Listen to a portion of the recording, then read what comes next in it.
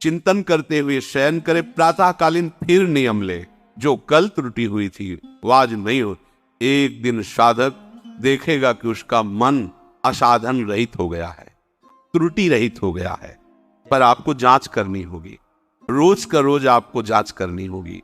आप सभी को राधे राधे। आज के इस प्रवचन में श्री गुरु जी ने प्रातःकालीन ऐसे नियमों को बताया है जिनको अपनाकर आप अपने जीवन को बदल सकते हैं और अपने दुखों को दूर करके धन, वैभव और सुख की प्राप्ति कर सकते हैं। तो ध्यान से सुने श्री गुरु जी के इस प्रवचन को और पुण्य के भागी बने। राधे राधे।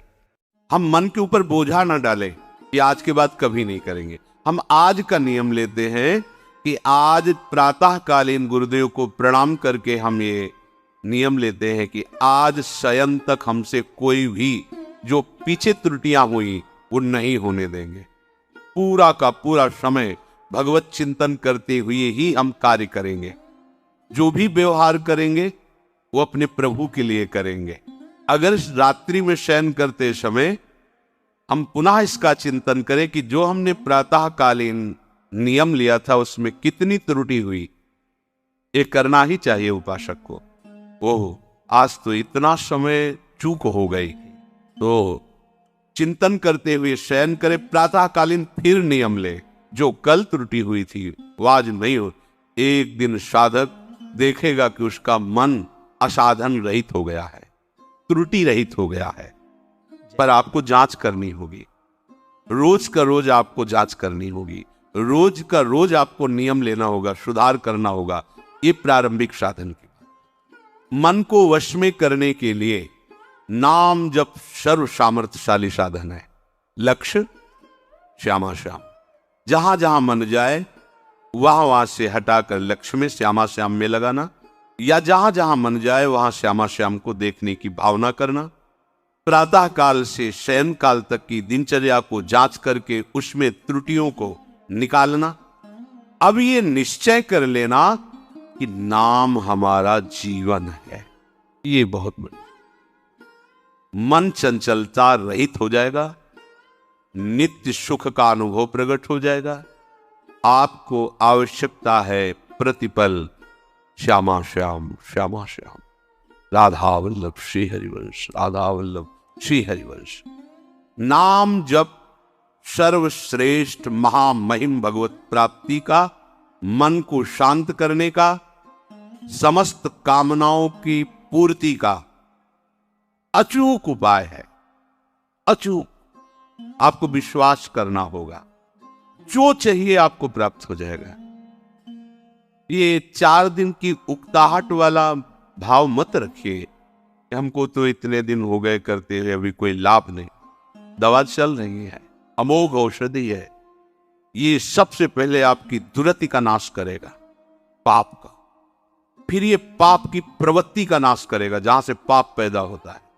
दिव्य ज्ञान प्रकाशित करके रूप का दर्शन कराएगा, प्रेम की जो चाहिए।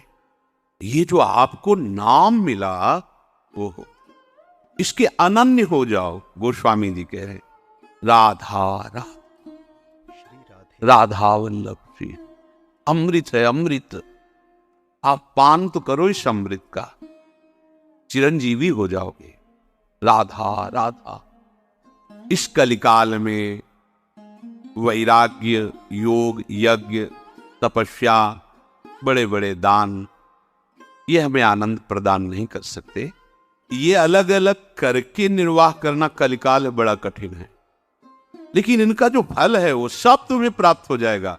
एकमात्र केवल नाम का आश्रय, नाम का स्मरण। शास्त्रों में 2 बातें बताई गई, एक विधि और एक निषेध। ये करना है और ये नहीं करना है। कितना पढ़ोगे शास्त्र? गोस्वामी जी कह रहे हैं हम तुम्हें 2 शब्दों में बता देते हैं। मेरी अनुभूति और सम्मति। प्रभु का स्मरण करना सब विधियों का परम विधि है। नाम जप रहे हो, पूरा विधि से चल रहे हो आप, और प्रभु का नाम भूल गए, सबसे बड़ी निषिद्ध बात हो गई। 2 बातों में बांध दिया। विधि श्यामा श्याम का स्मरण, अब और की कोई विधि हमें जानने की जरूरत नहीं।